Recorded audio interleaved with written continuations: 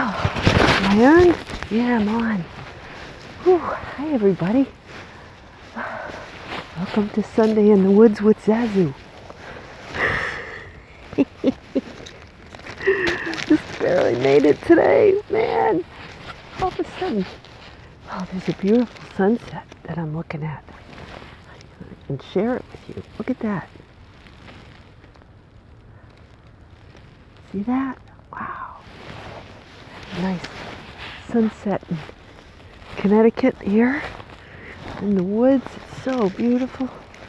Finally got out of here December 5th, 2021. Finally got my thing written. Some people have said to me, Zazoo, Leslie, I've made several comments about one is how spontaneous I am, and that's true. I pretty much just kind of center myself and get out here, and it's been less and less time since I've started doing this, because the nature of myself, my thoughts are very changeable. It's very changeable. So, 1 minute I'm really worked up about something, and then 20 minutes later, not even sometimes, I'm on another tangent. So this really is a snapshot. It's hard for me to get fired up about the same thing for more than 5 minutes at a time. Like this morning, I came downstairs. My husband was having his cereal in the kitchen. The kids went back to college. They're having exams now, so just two of us. We don't always make pancakes. Usually he makes them when the kids are home, and I'll just have like those frozen, those whole grain waffles with some syrup and some fruit or yogurt. I'll make my bacon. Of course, the dog scooped up my bacon, right off the floor before I even had a chance to cook it this morning. But she seems fine. Anyway, what was I talking about? Oh, so I just happened to glance over at this. See, now my husband, he likes printed material. I'm a digital person for the most part. Books, I don't like clutter. I like a spare work surface and maybe just one book. And, I read so fast I tend to take books out of the library or something and then return them. But now I don't even go to the library. I just read stuff online. And often lately, I have certain books on my bedside, stand, and I'll just read a few words when I get up in the morning. I don't like to read a lot of stuff because it unduly influences my own creativity. I just mostly read stuff that I don't know about and listen to people who are talking about things that I don't know about so that I can learn. Otherwise, I get wrapped up in comparison and stuff like that. So there's this pile, and it's all leading somewhere, I promise. There's this pile of his stuff. He tends to build up piles of stuff. And I've tried taking away the tables and the pieces of furniture where his piles tend to congregate, so that there's nowhere for him to put stuff. But then he ends up putting it on the kitchen table, which is like in the house he grew up in. They have no dining room. It's just a small ranch. And his mother, you go over, she's got her whole life on the kitchen table, and she's got, it looks like every holiday going on at the same time.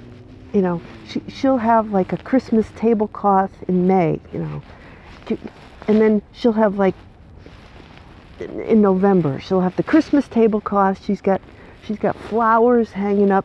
She's got stuff in the windows. You know, and when I first met him, they had these, like, my folks tend, and my dad still does, tend to just put up simple things like holly branches and, you know, maybe a little tree after I moved out. Very simple, you know, pewter and very early American.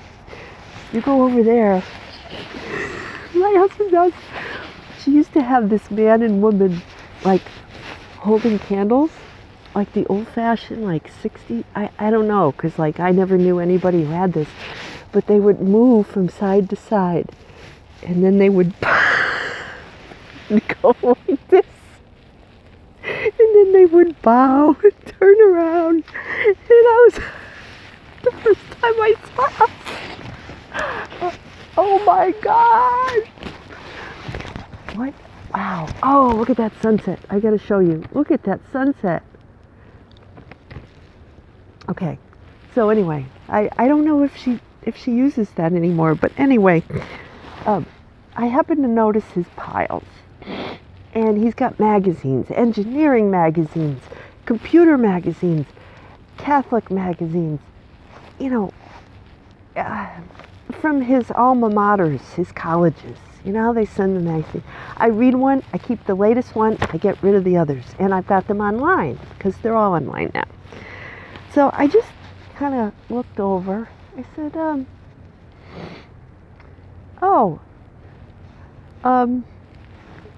you gonna, like, deal with that? He's gonna bite my head off. He's like, you know, I was up all night clearing out the basement. You know, which, okay, he's got this room in the basement with all these family photos. It's like a womb, you know. It's a womb. It's a room. It's like Peter Sellers, right? In the Pink Panther. Yes, I would like a room. You don't, sir, excuse me? I'd like the room, a room. We don't have any. We have rooms, but we have no, I want a room. Room. Okay, so he's got a room that's like a womb, right? With pictures of his mother, father, all these big little, you know, magnets from everywhere we've been. It looks like history exploded in there. It's like Polish American history exploded. Wow, that is a sunset. Look at that. Wow, takes my breath away. So he says, all right, so I just made a little comment. Are you see that pile over there? Do you have plans for it or something? And I was up all night clearing it. Not that you can tell. God, he's gonna come after me. He says, settle down. Now, any of you who might have read the book, there's a chapter in the book called Settle Down, Sally. And it's this, oh my God, that sunset is unreal. Oh, Lord. That is intense. So long story short, I used to work with this woman who used to tell me to settle down because I'd come into work in the morning all fired up, ready to change the world and the environment, you know, save the environment and everything. And I'd start firing off emails and, you know, and she said, settle down, Sally. She called me Sally, even though my name is Leslie. She called me Sally. So that didn't go over very well with me. Anybody telling me to settle down, it's gotta be, you better watch yourself. You're gonna end up in my next book. So I said, what did you say? He said, settle down. Okay. All right. Picked up the pile. and then I put it back down. Later, I caught him. He was cleaning out the pile, putting everything away. Because I want to get ready for Christmas. You know, this is the house I grew up in. Here I am. The dining room was our creative room. There's me and my dad, circa 1977. There's Dad playing the saxophone, see? And there's me on the organ. And there's the little Christmas tablecloth and my walls are the same color.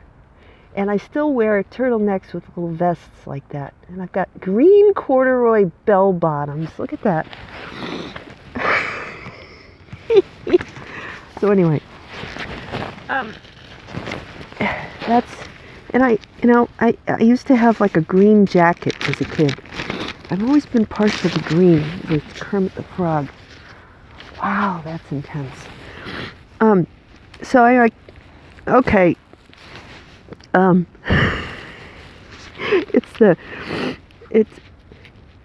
Yeah. So then, and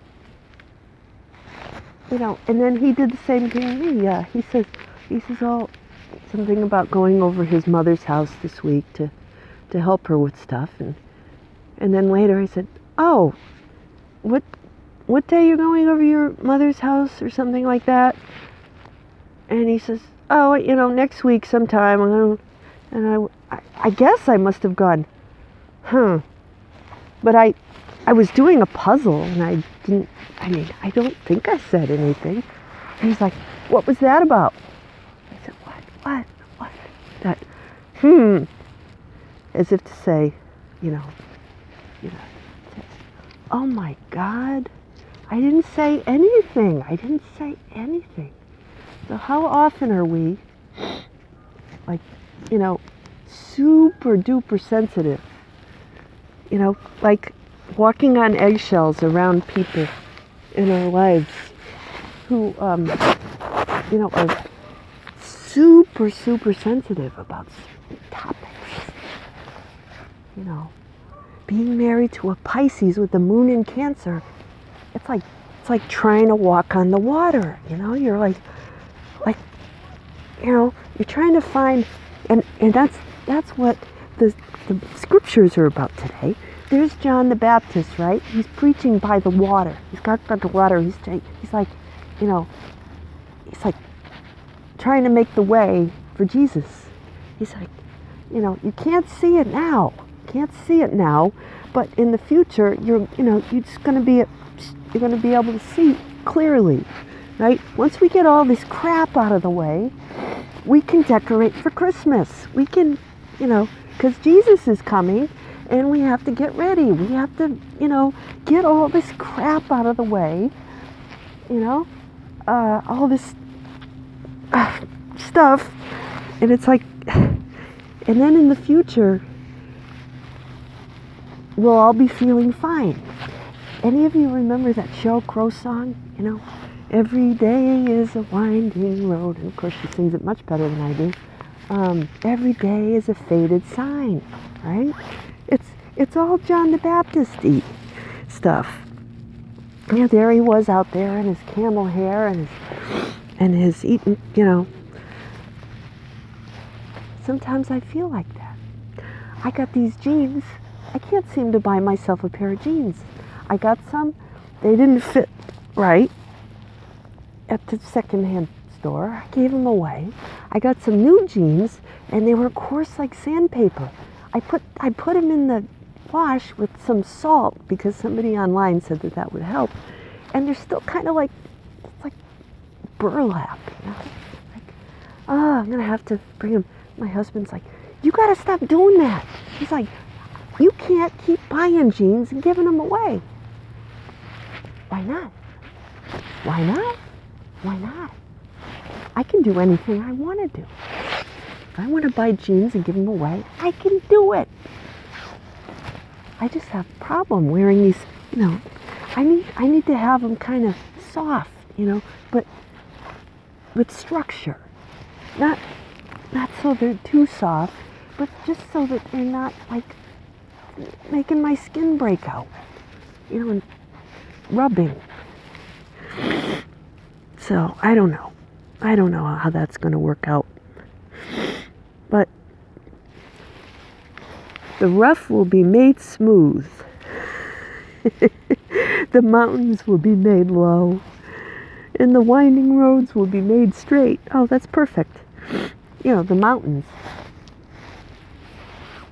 Some people tell me that, you know, they have trouble getting things done at work because there's this hierarchy, right? There's the people at the top and the people at the bottom, and it's the people in the middle who aren't really doing very much, and they're messing everything up.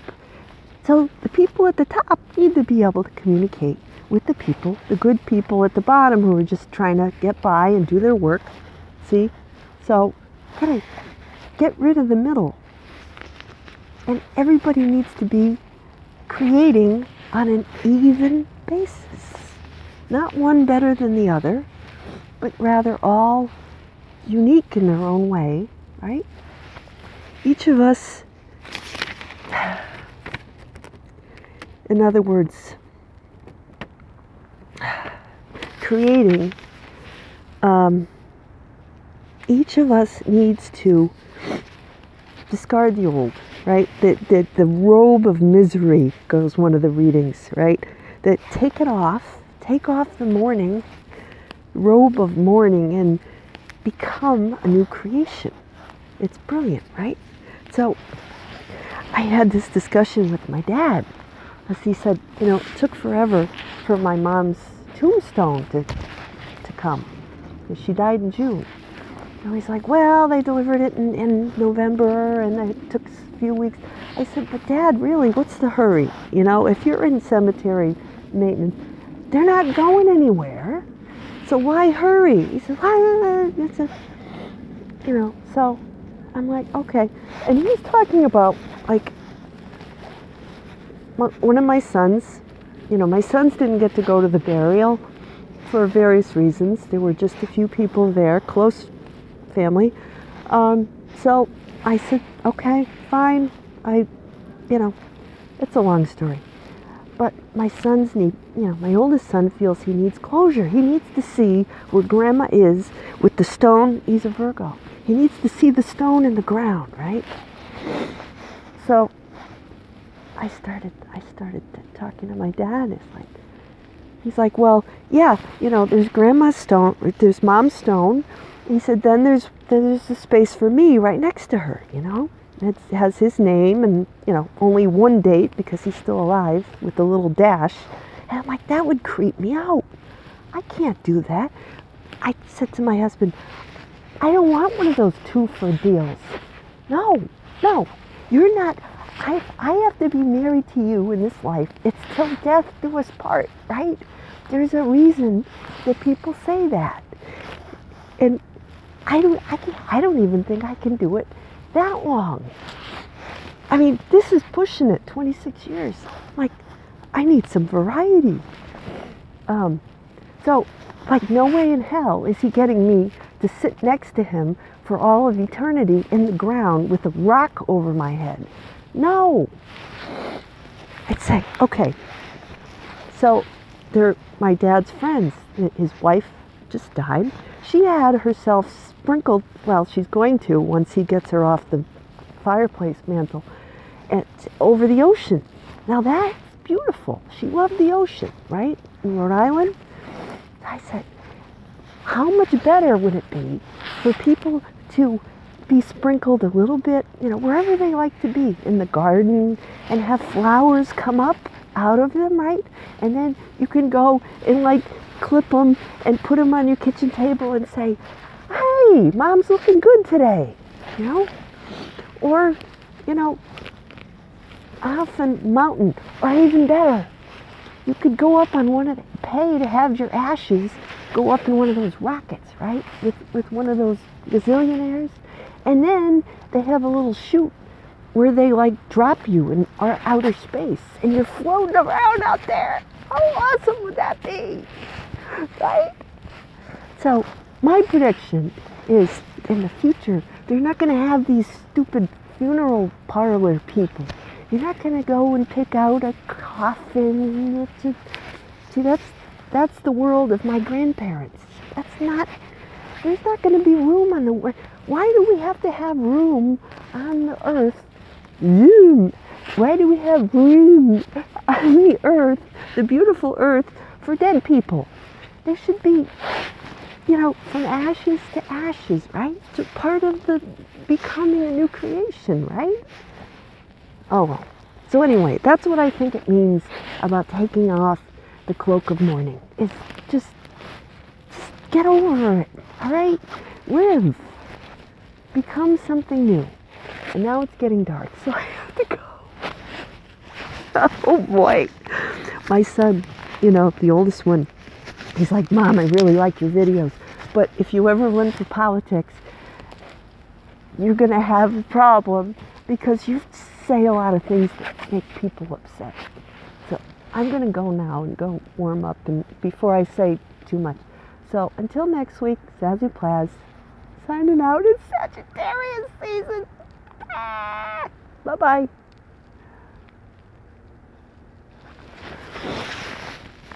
It